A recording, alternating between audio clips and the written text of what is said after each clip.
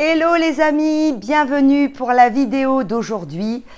Je vais te parler du cycle éternel et infernal de la relation sentimentale.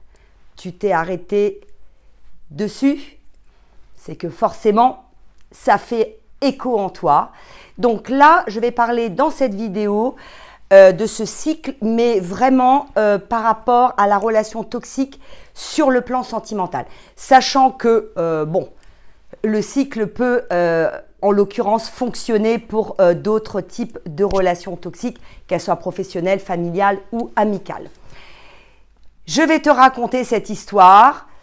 En fait, c'est un petit peu l'histoire de la grenouille qui est dans une marmite et on allume petit à petit le feu un peu plus et reste bien ici jusqu'au bout.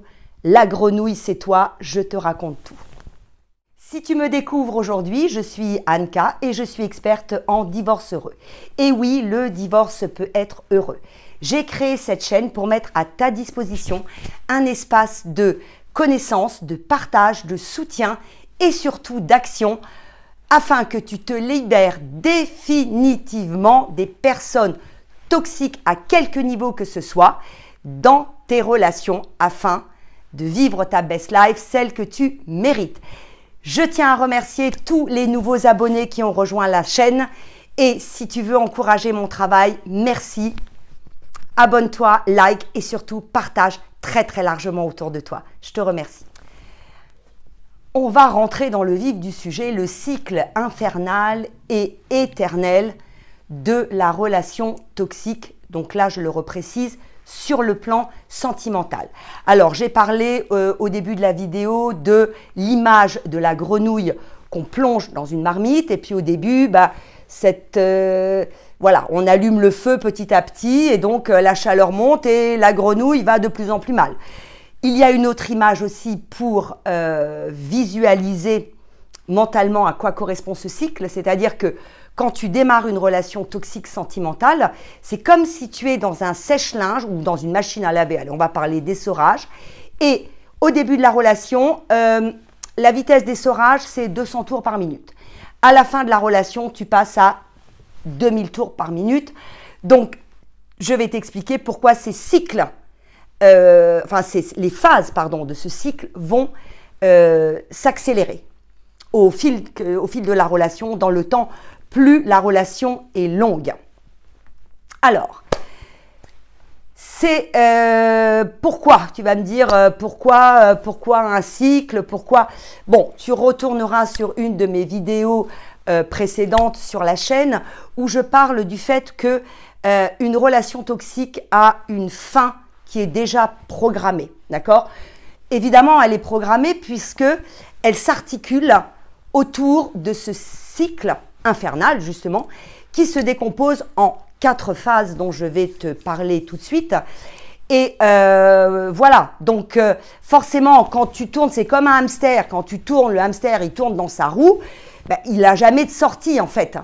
Sauf qu'il y a un moment où le hamster, il est épuisé, il en a marre de tourner dans sa roue. D'ailleurs, c'est des animaux qui vivent, je crois, très peu de temps. Donc, il y a un moment, il arrête. Il n'y a plus de sortie, il n'y a plus d'issue. La roue s'arrête. Bon, c'est un petit peu à l'image de la relation. Alors, la première grande phase de ce cycle, c'est ce qu'on appelle la phase de lune de miel. Alors, la phase de lune de miel, c'est celle qui correspond typiquement au tout début de la relation, quand tu rencontres ton ou ta partenaire toxique avec lequel tu vas rentrer en relation sentimentale.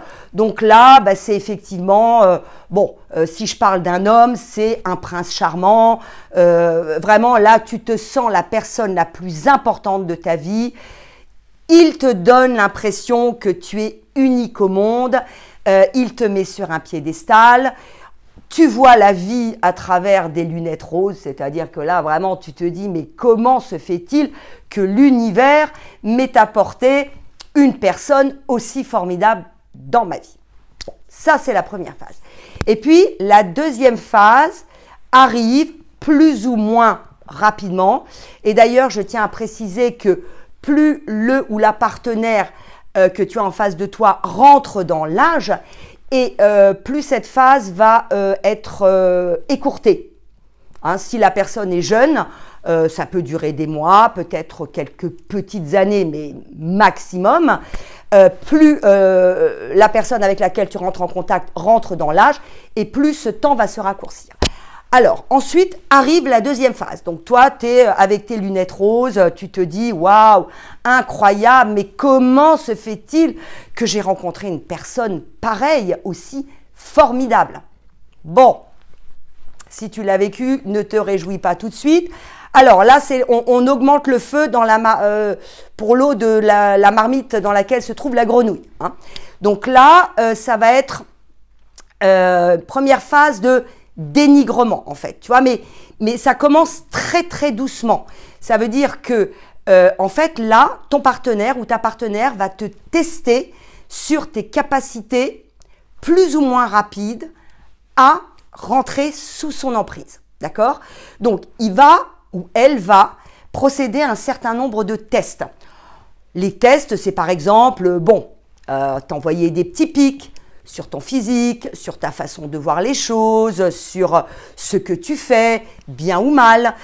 Et tout ça, si tu l'as vécu, tu l'auras remarqué, se fait toujours sous couvert d'humour, tu vois, mais un humour, attention, un peu grinçant. Et donc, si toi, tu réagis à ce moment-là, à ce stade, à ces pics, eh bien,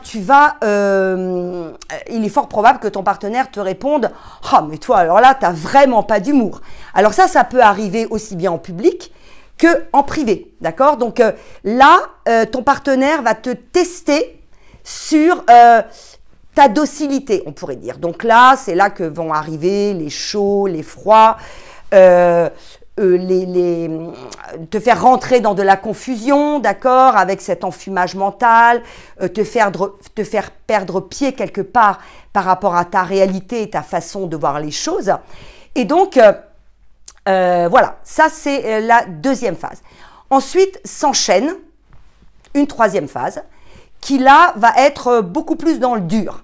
Parce que là, tu vas avoir en face de toi quelqu'un qui va commencer de manière verbale, émotionnelle, psychologique, à exercer des pressions qui sont extrêmement désagréables, que tu vas même peut-être ressentir au niveau de ton corps, au niveau de ton humeur, au niveau de ta joie de vivre. Et là, tout d'un coup, tu vas rentrer dans une grande phase de doute. Et comme tu vas douter, eh bien, ton mental va travailler parce que va te dire mais c'est de ma faute, parce que là c'est à partir de là que tu commenceras à entendre t'es folle, t'es fou, tu devrais aller te faire soigner, enfin voilà, ce genre de choses, c'est toi le problème, c'est pas moi, bon, c'est toujours de ta faute. Alors, comme ton mental travaille beaucoup, tes émotions sont extrêmement sollicitées, donc tu vas petit à petit perdre de ton énergie vitale à ce stade et tu vas t'épuiser. Donc là, tu peux même, selon les cas, hein, terminer sous forme de lock. Ensuite, eh bien, arrive la quatrième phase où là, en fonction de ton état général, on va dire, émotionnel, physique, psychologique, mental, ton ou ta partenaire va peut-être sentir que là, oula, peut-être été un petit peu trop loin, donc va se dire bon là on va réduire la vitesse. On va réduire la vitesse, on va y aller mollo. Et pourquoi il ou elle va le faire? C'est parce que c'est pas par amour pour toi, je suis désolée de te le dire, mais c'est parce que tu es utile. Tu lui es utile dans sa vie en termes d'approvisionnement énergétique, en termes de peut-être socialement, peut-être financièrement, enfin tu représentes un intérêt. Donc à ce moment-là, tu vas entendre de nouveau parler de projets, tu vas peut-être avoir des cadeaux, hein, tu vas être tout d'un coup couverte de cadeaux. Va te parler d'un futur merveilleux, oui, on pourrait faire ça, oui, quelle bonne idée. Bon. Et hop, tu réenclenches de nouveau, tu repars à la première partie du cycle, c'est-à-dire la lune de miel. Donc là, voilà, ça va être de nouveau, tout va bien, on sort, on va au restaurant, machin, machin. Et hop, tu réenchaînes sur la deuxième. Et donc, tu as bien compris que ça tourne comme ça, de manière inlassable, sauf que ça tourne toujours plus vite. D'accord? Et que plus la relation avance et plus la durée des phases de ce cycle vont se réduire en temps. Et quand est-ce que ça s'arrête? Eh bien, ça s'arrête quand tu n'en peux plus, quand tu mets des mots, quand tu écoutes une chaîne comme la mienne ou d'autres, et que là, tu réalises que c'est trop. Voilà, c'est trop, c'est plus possible, tu dois sortir de là. Et donc, mais c'est ce que je t'encourage à faire, parce qu'il n'y a que cette solution. Il n'y a que cette solution, c'est de prendre tes jambes à ton cou et de partir pour t'extraire, pour retrouver ton énergie, pour retrouver ta vitalité et mettre cette vitalité et cette énergie à ton service. Et uniquement à ton service. Et là, ça va être ton premier travail. Voilà. Parce que là, tu réalises que, eh bien, tu dois tout recentrer sur toi et tu comprends à ce moment de ta vie que tu es la personne la plus importante pour toi et que tu ne dois pas te négliger, que tu dois te donner de l'amour, tu dois te donner de l'attention, tu dois t'honorer tout simplement. Et c'est ce que je t'encourage à faire. Je te remercie de m'avoir écouté. Sois fort, sois courageuse, sois courageuse. Tu peux le faire et tu peux être un phénix. Je te dis à très vite.